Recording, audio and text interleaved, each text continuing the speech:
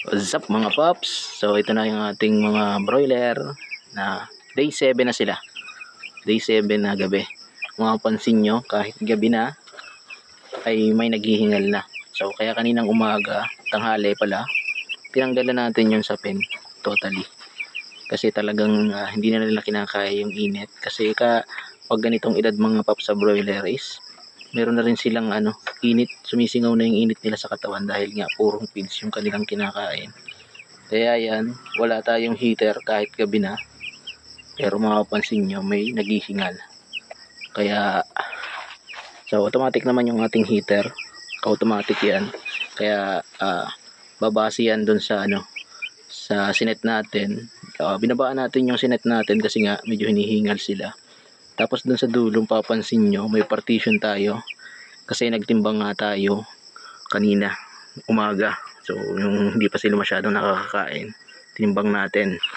Ayan dito, yan yung partition, may maliit ditong space sa dulo.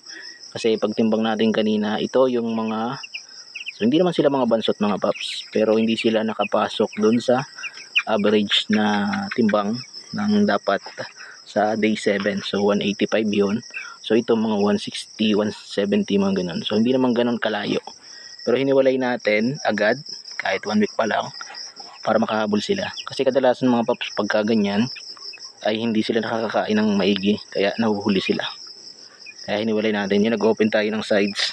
Kaya medyo lumamig at umopen yung ating heater. So automatic yan. So konti lang naman to.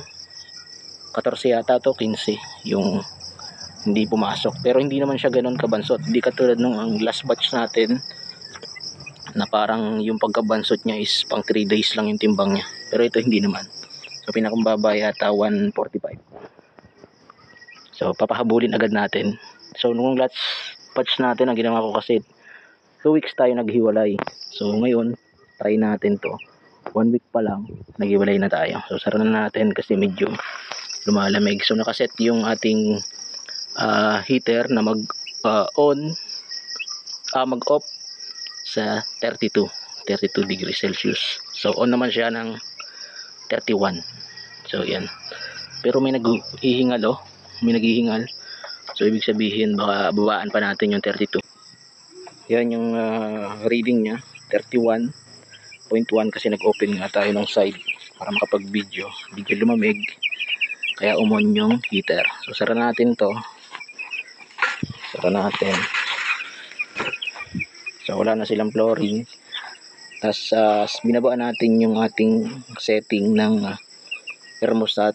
31.7 pala yung set natin. Pero hintayin na lang natin.